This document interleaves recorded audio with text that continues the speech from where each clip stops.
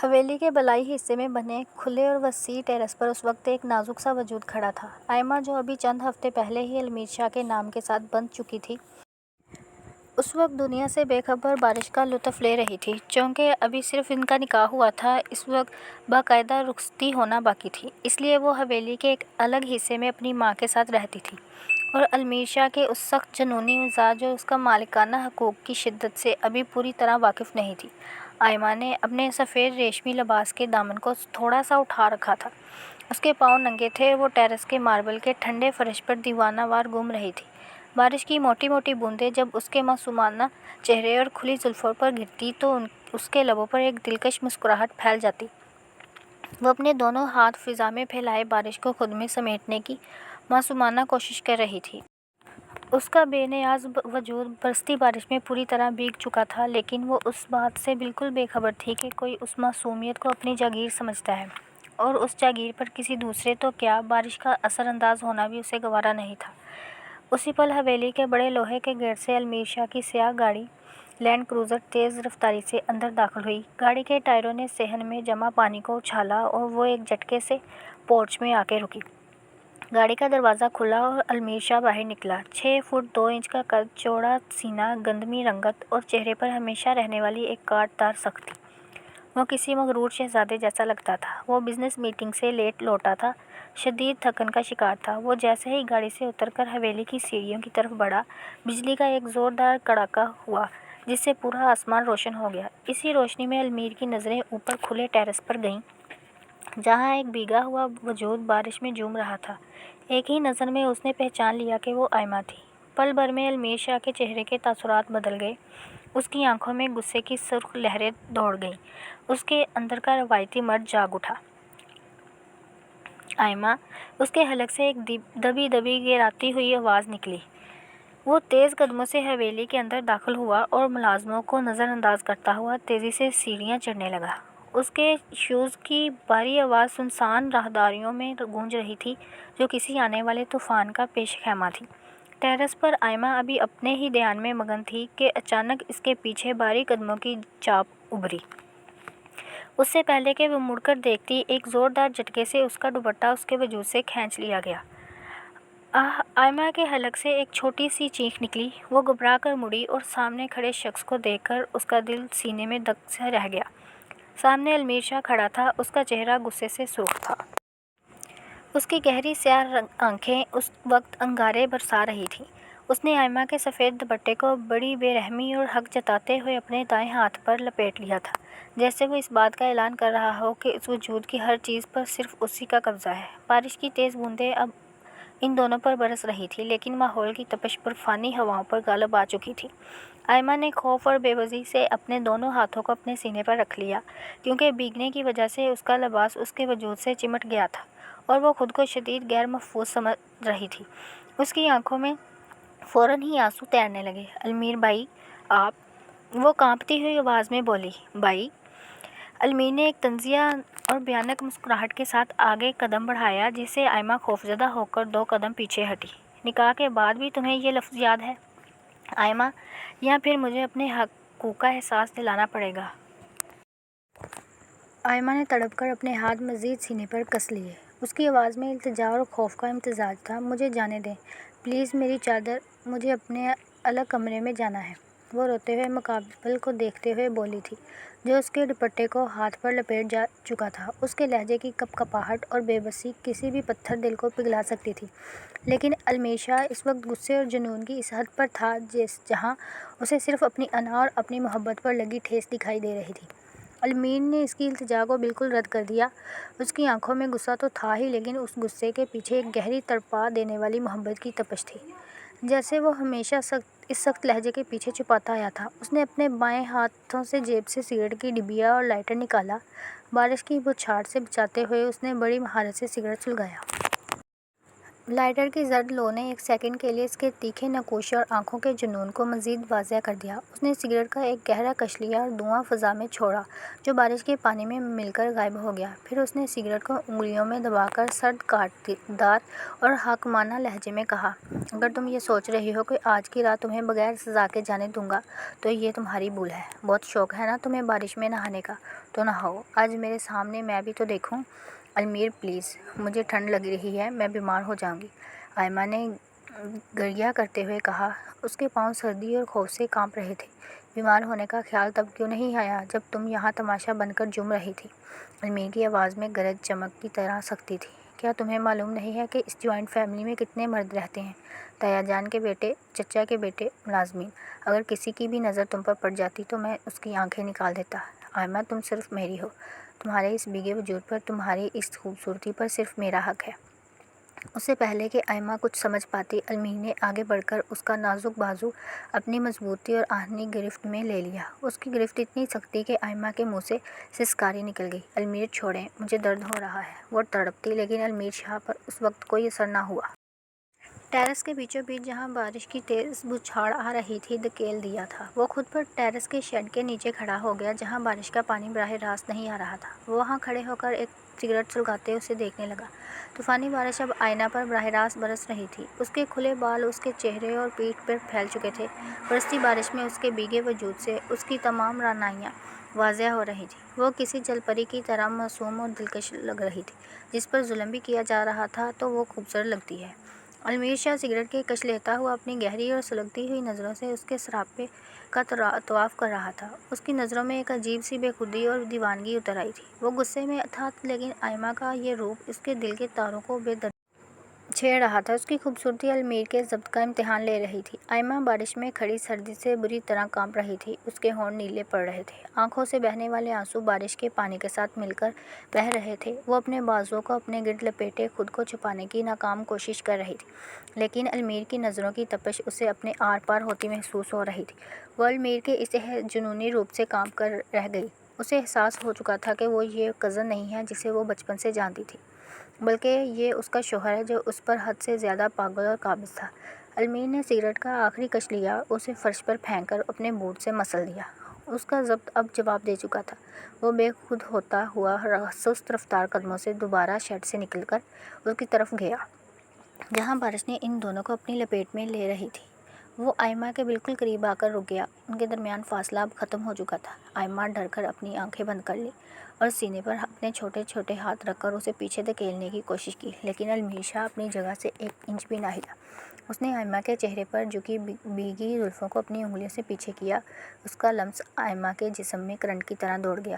اگلی بار میری اجازت کے بغیر اس حویلی کی چار دیواری کے اندر بھی خود کو کسی کے سامنے نمایاں مت کرنا، حتیٰ کہ اس بارش کے سامنے بھی نہیں۔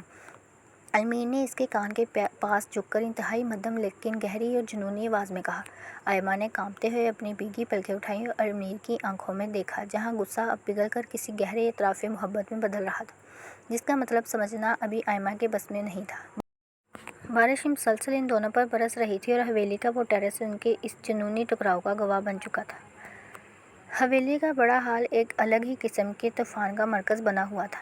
فضا میں ایک عجیب سی بے چینی پھیلی ہوئی تھی۔ یہ وہ دن تھا جب آئمہ کی خالہ ثریا بیگم اپنے اکلوتے بیٹے زین کا رشتہ لے کر اچانک حویلی پہنچی تھی۔ زین جو شکل و صورت سے تو عام سا تھا لیکن اپنی عادت و اطوار میں حد درجہ غیر ذمہ دار، لاواعی اور آوارہ مزاج مشہور تھا۔ وہ صوفے پر ٹانگ چڑھائے موبائل فون میں مصروف انتہائی لاپرواہی سے بیٹھا تھا، جیسے اسے ارد گرد کی کوئی پرواہ ہی نہ ہو۔ آئمہ کی امی زینب بیگم اپنے شوہر کے انتقال کے بعد اس جوائنٹ فیملی میں خود کو ہمیشہ کمزور محسوس کرتی تھی۔ وہ صوفے کے ایک کونے پر بیٹھی اپنے ہاتھوں کی انگلیوں کو چٹکا رہی تھی۔ ان کے چہرے پر بے بسی اور دباؤ صاف عیاں تھا، لیکن اس کے چہرے پر زردی پھیلی ہوئی تھی کہ آنکھیں اداسی سے بجھل تھیں۔ وہ اپنے دوپٹے کے کونے کو انگلیوں میں لپیٹے ہوئے خود کو رونے سے روک رہی تھی۔ وہ جانتی تھی کہ خالہ کا خاندانی دباؤ اس کی ماں سہہ نہیں پائے گی۔ دیکھو زینب، میں تو صاف اور سیدھی بات کرنے آئی ہوں، ثریا بیگم نے اپنے گلے میں پڑے دوپٹے کو درست کرتے ہوئے اونچی آواز اور حاکمانہ آواز میں کہا۔ سب یہی چاہتے ہیں کہ خاندان کی لڑکی خاندان ہی میں رہے۔ میرا زین اب جوان ہے، تھوڑا بہت دوستوں میں وقت گزارتا ہے، تو کیا ہوا، شادی کے بعد خود ہی سدھر جائے گا۔ تم ہاں تو کرو، اگلی تاریخ رکھیں۔ زینب بیگم نے بے بسی سے اپنی بیٹی آئمہ کی طرف دیکھا، جس نے اپنا سر جھکا لیا تھا۔ آپا، بات یہ نہیں ہے، زین میرا بھانجا ہے، لیکن آپ تو جانتی ہیں نا کہ ابھی اس کا کوئی مستقل کام نہیں ہے، وہ کوئی نوکری یا کاروبار بھی نہیں کرتا۔ میں آئمہ کو نوکری کی بات مت کرو زینب، ثریا بیگم نے تیکھے لہجے میں ان کی بات کاٹی۔ حویلی کی جائیداد سے میرا بھی حصہ ہے، میرا بیٹا بھوکا نہیں مرے گا۔ تم بس اپنی بیٹی کا نخرہ کم کرو، اس رشتے کے لیے رضامند ہو جاؤ۔ آخر کب تک تم یہاں دوسروں کے آسرے میں بیٹھی رہو گی؟ یہ طنز اتنا گہرا تھا کہ زینب بیگم کی آنکھوں میں آنسو آ گئے، اور ستون کے پیچھے کھڑی آئمہ نے سسکی روکنے کے لیے اپنے لب دانتوں تلے دبا لیے۔ وہ خاموش تھی، کیونکہ اس جوائنٹ فیملی کے نظام میں کسی یتیم لڑکی کو اپنی پسند یا ناپسند کا اظہار کرنے کی اجازت نہیں تھی۔ اسی وقت حویلی کے بیرونی دالان میں المیر شاہ داخل ہوا۔ وہ ابھی فیکٹری کے معاملات دیکھ کر لوٹا تھا، اس کے ماتھے پر ہلکا سا پسینہ چمک رہا تھا۔ جیسے ہی اس کے کانوں میں ثریا بیگم کی تیکھی آواز اور زین کا نام گونجا، اس کے قدم وہیں جم گئے۔ المیر شاہ، جو برسوں سے آئمہ کو اپنے دل میں نہاں خانے میں بسا چکا تھا، وہ سن کر جیسے اندر سے ٹوٹ چکا تھا۔ اس کا سخت مزاج، مغرور طبیعت ہمیشہ اسی کی محبت کے آڑے آتی رہی تھی۔ اس نے کبھی آئمہ کے سامنے اپنے جذبات کا اظہار نہیں کیا تھا، بلکہ ہمیشہ اس پر رعب ہی جھاڑا تھا۔ لیکن آج اس کی زندگی کا سب سے بڑا اثاثہ اس سے چھیننے جا رہا تھا، اور وہ بھی زین جیسے نااہل شخص کے لیے۔ المیر کے چہرے پر وحشت اتر آئی اور آنکھوں میں خون اتر آیا۔ اس کا دل چاہا کہ وہ ابھی حال میں جائے اور زین کا گلا دبا دے، لیکن وہ جانتا تھا کہ خاندانی دباؤ اور ثریا بیگم کے ڈرامے کو روکنے کے لیے اسے ایک ایسی طاقت کی ضرورت ہے جس کے سامنے حویلی کا کوئی فرد اف تک نہ کر سکے۔ وہ حال کی طرف بڑھنے کے بجائے دائیں جانب مڑا اور حویلی کے سب سے پرسکون اور معتبر حصے کی طرف گیا، گھر کی سب سے بزرگ یعنی دادی جان کا کمرہ۔ دادی جان اپنے مصلے پر بیٹھی تسبیح پڑھ رہی تھیں جب المیر شاہ بغیر دستک دیے ہانپتا ہوا کمرے میں داخل ہوا۔ اس کے چہرے کی رنگت اڑی ہوئی تھی اور آنکھوں میں ایک عجیب سا پاگل پن تھا۔ دادی جان نے تسبیح روکی اور اپنی اینک کے پیچھے سے اپنے سب سے چہیتے، روبدار مغرور پوتے کو دیکھا۔ انہوں نے المیر کو کبھی اس حالت میں نہیں دیکھا تھا۔ المیر، کیا ہوا میرے بچے؟ خیر تو ہے؟ دادی جان نے تشویش سے پوچھا۔ المیر شاہ دادی جان کے سامنے گھٹنوں کے بل بیٹھ گیا۔ اس نے اپنے دونوں ہاتھ دادی جان کے مصلے پر رکھ دیے۔ اس کی آواز میں وہ رعب غائب تھا، وہاں صرف ایک تڑپتے ہوئے عاشق کی التجا تھی۔ دادی جان، مجھے بچا لیں، میری لاج رکھ لیں۔ المیر کی آواز بھر گئی۔ دادی جان حیران ہو گئیں۔ کیا کہہ رہے ہو تم؟ کون سا طوفان آ گیا ہے؟ باہر ہال میں ثریا بیگم آئمہ کا رشتہ زین کے لیے مانگ رہی ہیں، اور چچی جان دباؤ میں آ کر ہاں کرنے والی ہیں۔ المیر نے تیزی سے کہا، اس کا سانس پھول رہا تھا۔ دادی جان، آپ جانتی ہیں زین کیسا لڑکا ہے، وہ آئمہ کو برباد کر دے گا۔ دادی جان نے گہرا سانس لیا۔ تو پھر میں کیا کروں؟ ثریا بھی تو اس گھر کی بیٹی ہے، وہ اپنے بیٹے کے لیے حق مانگ رہی ہے۔ المیر شاہ نے دادی جان کا ہاتھ تھاما۔ اس کی آنکھوں سے ایک آنسو ٹپک کر دادی کے بوڑھے ہاتھ پر گر گیا۔ حق صرف میرا ہے دادی جان، میں آئمہ سے محبت کرتا ہوں، برسوں سے، بچپن سے۔ میں نے کبھی نہیں کہا، کیونکہ میں اپنے مزاج کا قیدی تھا۔ لیکن میں اس کے بغیر نہیں جی سکتا۔ اگر آج آئمہ کسی اور کے نام سے منسوب ہو گئی تو المیر شاہ اس حویلی میں قدم نہیں رکھے گا۔ آپ اپنے اس پوتے کو مردہ سمجھ لیجیے گا۔ دادی جان، المیر کی غیرت اس کے ضدی اور سخت مزاج سے اچھی طرح واقف تھی۔ انہوں نے اس کی آنکھوں میں سچائی اور تڑپ دیکھ لی تھی۔ وہ جانتی تھیں کہ المیر اگر سخت ہے تو وہ آئمہ کا تحفظ بھی سب سے بہتر کر سکتا ہے۔ دادی جان کے چہرے پر ایک جلال آ گیا۔ انہوں نے اپنی لاٹھی تھامی اور کھڑی ہو گئیں۔ ٹھیک ہے میرے شیر، اگر یہ تیرے دل کا معاملہ ہے تو یہ دادی ابھی زندہ ہے، چل میرے ساتھ۔ حال میں ثریا بیگم اب زینب بیگم سے زبردستی مٹھائی کا ڈبہ کھلوا رہی تھی کہ اچانک حال کے بڑے دروازے پر دادی جان کی لاٹھی کی آواز گونجی۔ ان کے پیچھے المیر شاہ اپنے پورے جاہ و جلال اور سخت چہرے کے ساتھ کھڑا تھا۔ پورے حال پر ایک دم سانپ سونگ گیا۔ ثریا بیگم مٹھائی کا ڈبہ ہاتھ میں لیے کھڑی رہ گئیں اور زین صوفے سے سیدھا ہو کر کھڑا ہو گیا۔ رکو ثریا، دادی جان کی کڑک دار آواز حال میں گونجی، یہ مٹھائی واپس رکھو۔ اماں جان، آپ؟ ثریا بیگم نے گھبرا کر کہا، ہم تو زین اور آئمہ کے رشتے کی بات پکی کر رہے تھے۔ آئمہ کا رشتہ اسی حویلی سے باہر کہیں نہیں جائے گا۔ دادی جان نے حال کے وسط میں آ کر اپنی لاٹھی فرش پر ماری۔ آئمہ شاہوں کی امانت ہے اور شاہوں کے پاس ہی رہے گی۔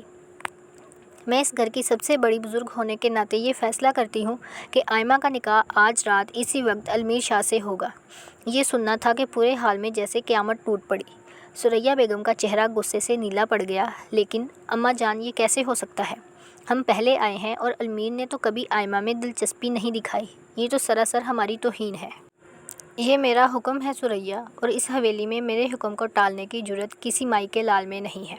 دادی جان نے حکمانہ لہجے میں کہا، اگر تمہیں یہ فیصلہ منظور نہیں تو تم ابھی اپنے بیٹے کو لے کر یہاں سے جا سکتی ہو۔ زینب بیگم نے حیرت اور شکر گزاری سے دادی جان اور پھر المیر کو دیکھا، جو خاموش کھڑا تھا۔ اس کے چہرے پر دادی کے فیصلے پر کوئی حیرت نہیں تھی، بلکہ ایک فاتحانہ چمک تھی۔ ستون کے پیچھے کھڑی آئمہ کے پیروں تلے سے زمین نکل گئی۔ اس کا نکاح المیر بھائی سے؟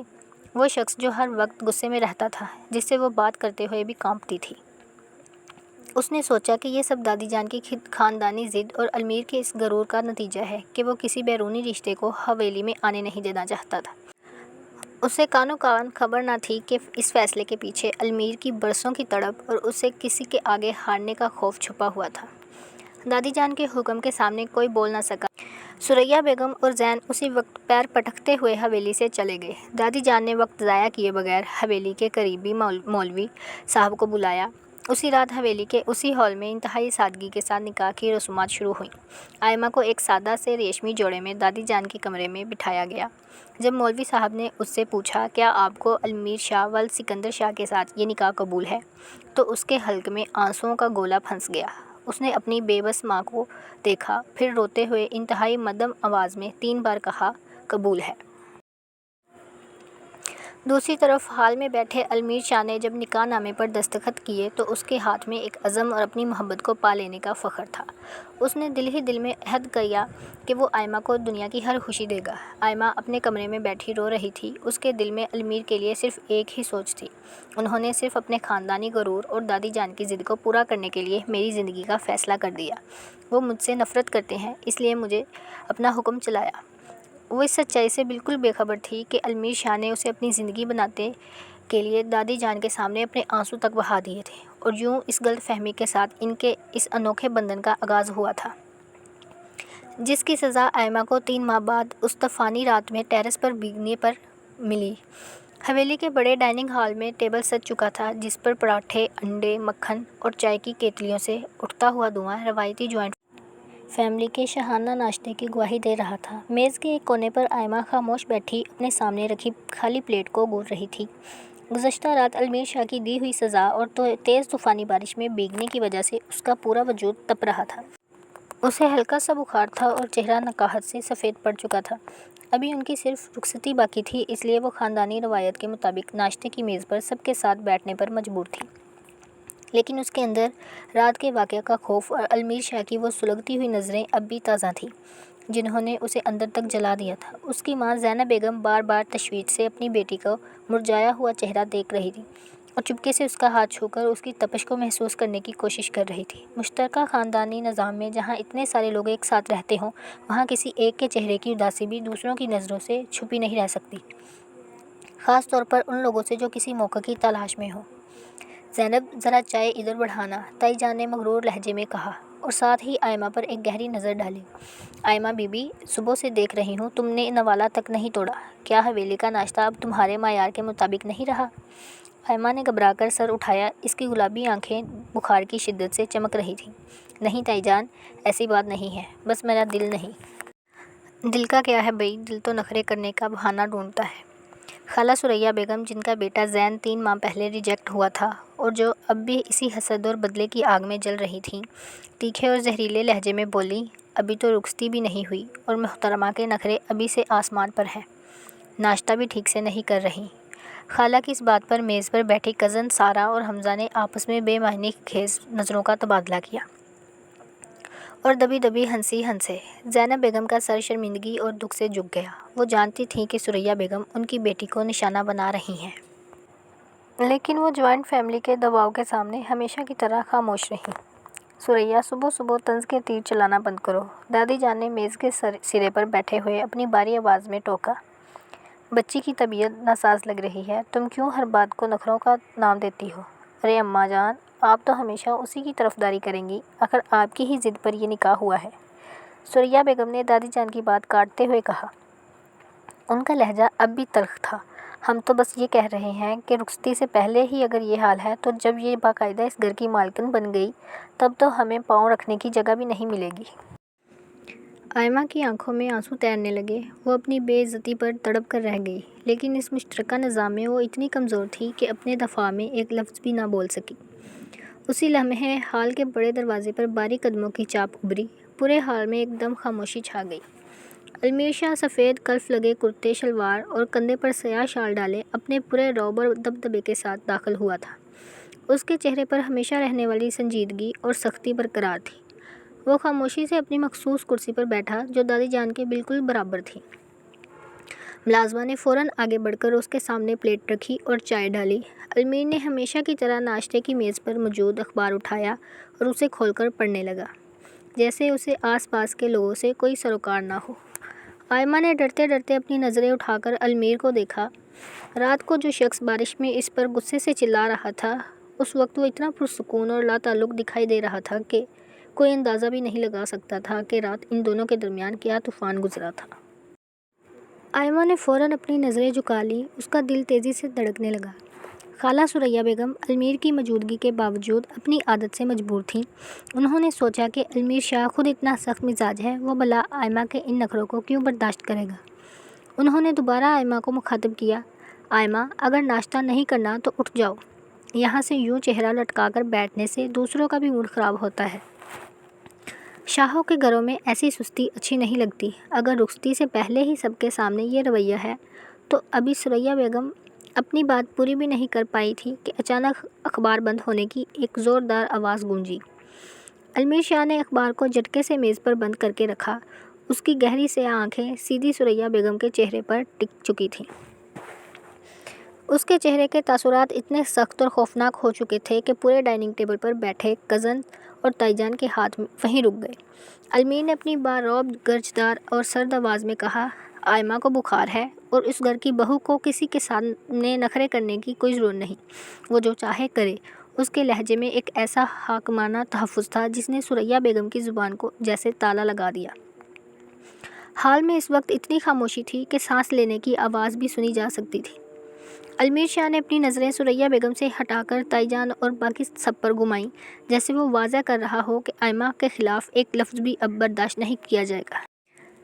آئمہ نے حیرت اور بے یقینی سے المیر شاہ کی طرف دیکھا۔ وہ شخص جو بظاہر اس کے لیے دنیا کا سب سے سخت ظالم انسان تھا، جو رات کو اسے بارش میں سزا دے رہا تھا، آج اسی شخص نے پورے خاندان کے سامنے اس کے حقوق کی جنگ لڑی تھی اور اس کے لیے ایک ناقابل تسخیر ڈال بن گیا تھا۔ المیر شاہ نے اپنی نظریں آئمہ کی چہرے پر جمائیں، جہاں بخار کی سرخی اور حیرت کے تاثرات واضح تھے۔ اس کی آنکھوں کی سختی میں ایک سیکنڈ کے لیے نرمی آئی، لیکن اس نے فوراً ہی ملازمہ کو آواز دی جو دور کھڑی کانپ رہی تھی، شمیلہ۔ المیر کی آواز گونجی، جی جی چھوٹے شاہ جی۔ ملازمہ نے ادب سے سر جھکایا، آئمہ بی بی کو ان کے کمرے میں لے کر جاؤ، باورچی خانے سے ادرک اور شہد والی گرم چائے تیار کروا کر فوراً ان کے کمرے میں پہنچاؤ اور ڈاکٹر صاحب کو فون کرو کہ وہ آ کر حویلی میں ان کا معائنہ کریں۔ المیر نے انتہائی حاکمانہ لیکن فکر مند لہجے میں حکم دیا۔ ملازمہ نے فوراً آئمہ کا ہاتھ تھاما۔ آئمہ دادی جان اور اپنی ماں کی طرف دیکھتی ہوئی، جو اب سکون کا سانس لے رہی تھی، آہستہ سے کھڑی ہوئی۔ اس نے جاتے جاتے ایک آخری بار المیر شاہ کو دیکھا جو دوبارہ اخبار کھول چکا تھا، جیسے ابھی کچھ ہوا ہی نہ ہو۔ اس کا وہ سخت اور مغرور چہرہ اب آئمہ کو ایک الگ ہی روپ میں نظر آ رہا تھا۔ ایک ایسا شوہر جو تنہائی میں جتنا بھی سخت ہو لیکن دنیا کے سامنے اپنی بیوی پر طنز کا ایک تیر بھی برداشت نہیں کر سکتا۔ آئمہ اپنے کمرے کی طرف بڑھتے ہوئے دل ہی دل میں اس انوکھے مرد کے متضاد رویوں کے بارے میں سوچنے پر مجبور ہو گئی تھی۔ یونیورسٹی کا بھاری لوہے کا مرکزی گیٹ دوپہر کے وقت طلباء کی چہل پہل اور گاڑیوں کے شور سے گونج رہا تھا۔ کلاسز ختم ہو چکی تھی اور تمام لڑکیاں اپنے اپنے گھروں کو لوٹ رہی تھیں۔ آئمہ بھی اپنے سفید لباس پر سیاہ عبایا اور اوڑھے، کندھے پر کالج کا بیگ لٹکائے گیٹ کے ایک کونے میں کھڑی حویلی کی گاڑی کا انتظار کر رہی تھی۔ دھوپ کی تپش اور حبس کی وجہ سے اس کے معصوم چہرے پر پسینے کی ننھی بوندیں چمک رہی تھیں۔ وہ ابھی اپنی دھن میں کھڑی تھی کہ اچانک اس کے سامنے ایک سایہ لہرایا۔ آئمہ نے چونک کر سر اٹھایا تو سامنے زین کو کھڑا پایا، ثریا بیگم کا بیٹا زین، جو نکاح ٹوٹنے کے بعد سے شدید حسد اور انتقام کی آگ میں جل رہا تھا۔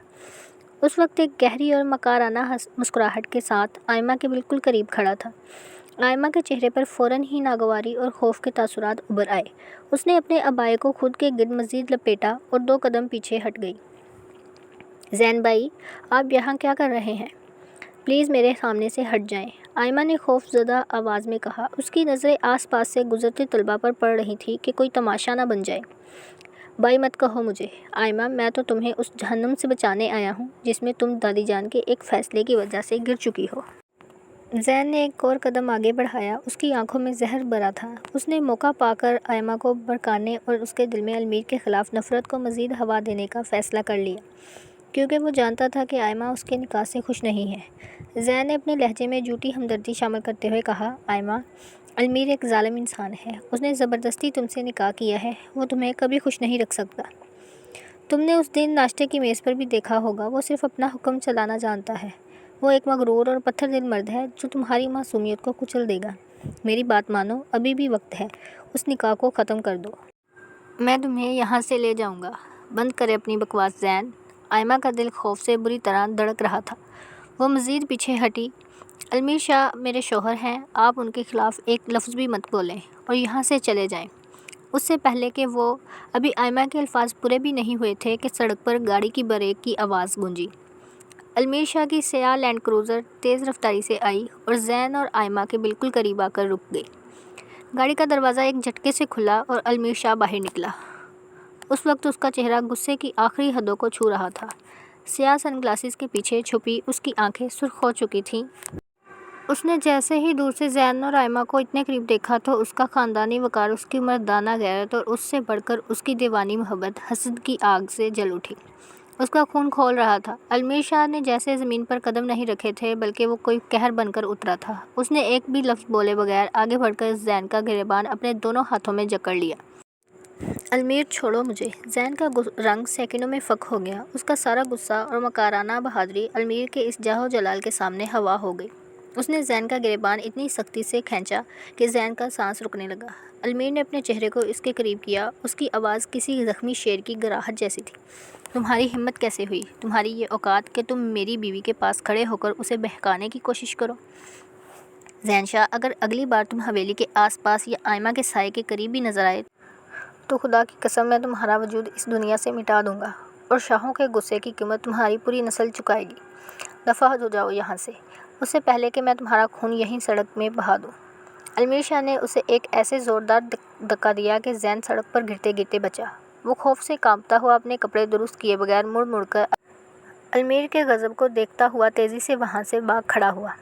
یونیورسٹی کا گارڈ اور چند طلباء دور کھڑے وہ یہ تماشا دیکھ رہے تھے، لیکن المیر شاہ کے رعب کے سامنے کسی کی بولنے کی ہمت نہیں۔ زین کے جانے کے بعد المیر شاہ کا رخ آئمہ کی طرف ہوا۔ اس کی سانسوں کی رفتار تیز تھی اور اس کا پورا وجود غصے سے کانپ رہا تھا۔ آئمہ دیوار سے لگی آنکھوں میں آنسو لیے خوف زدہ ہرنی کی طرح اسے دیکھ رہی تھی۔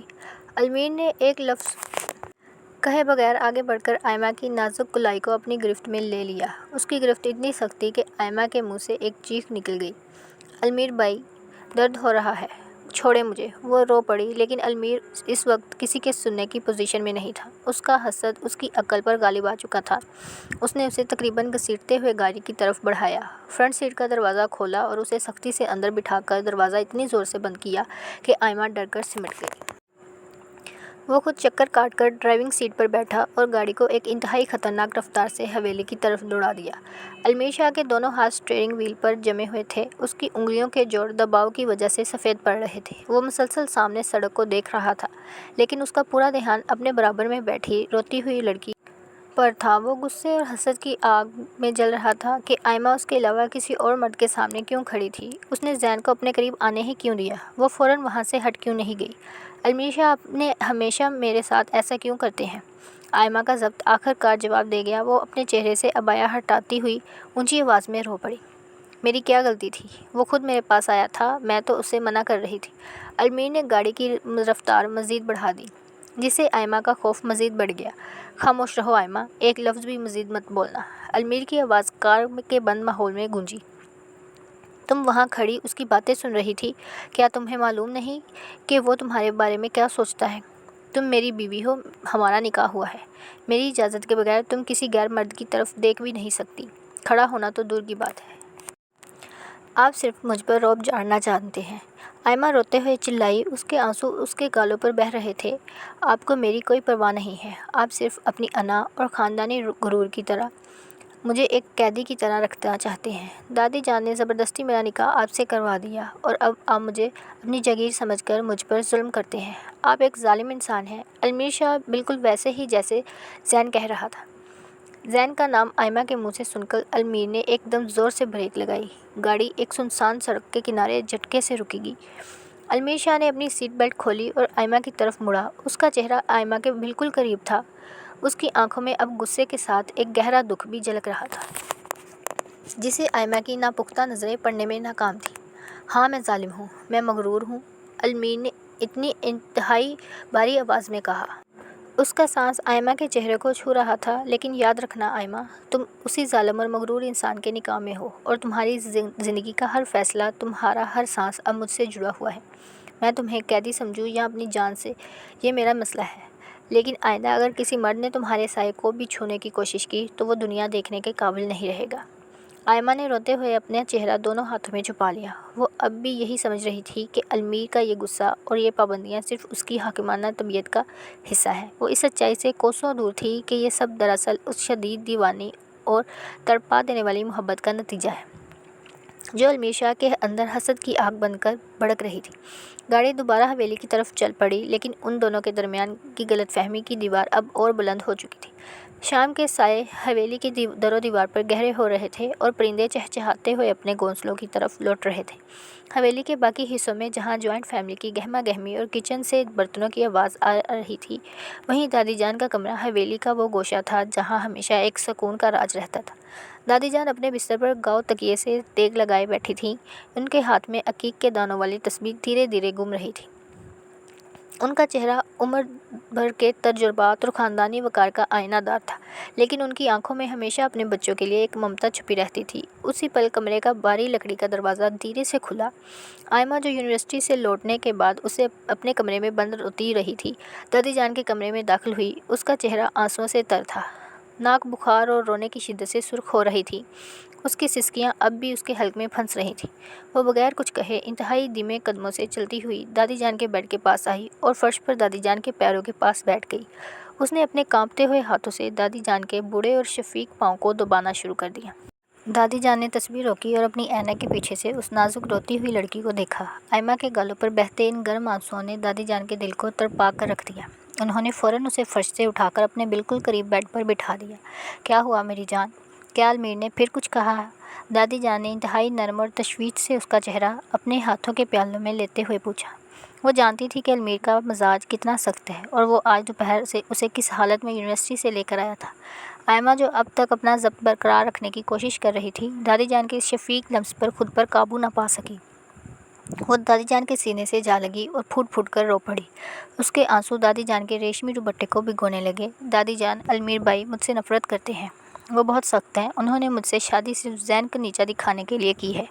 آئمہ نے روتے ہوئے ہچکیاں لیتے ہوئے اپنے دل کا سارا غبار نکال دیا۔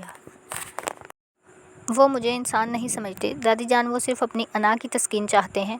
وہ ہر وقت مجھ پر غصہ کرتے ہیں، مجھے قیدیوں کی طرح رکھتے ہیں۔ اس دن بارش میں انہوں نے مجھے سزا دی۔ آج یونیورسٹی کے گیٹ پر سب کے سامنے میرا ہاتھ اتنی سختی سے پکڑا کہ مجھے لگا میری کلائی ٹوٹ جائے گی۔ وہ صرف ثریا خالہ اور زین کو یہ دکھانا چاہتے ہیں کہ وہ جو چاہتے ہیں کر سکتے ہیں۔ وہ مجھ سے محبت نہیں کرتے دادی جان، وہ مجھ سے نفرت کرتے ہیں۔ آئمہ کی باتیں سن کر دادی جان کے چہرے پر پرسکون اور دھیمی سی مسکراہٹ پھیل گئی۔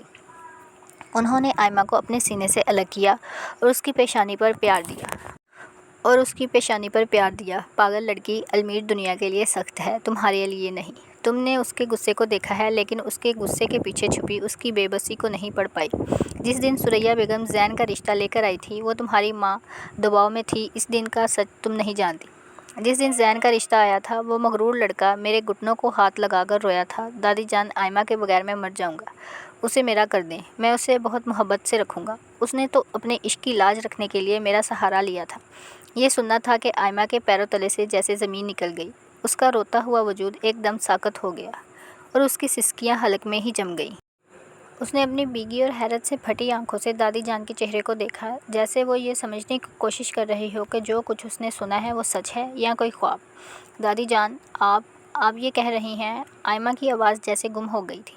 اس کے لب کپ کپائے۔ المیر بائی اور میرے لیے روئے۔ نہیں، وہ تو اتنے مغرور ہیں، وہ کسی کے سامنے نہیں جھکتے۔ وہی تو میں تمہیں سمجھا رہی ہوں میری بچی۔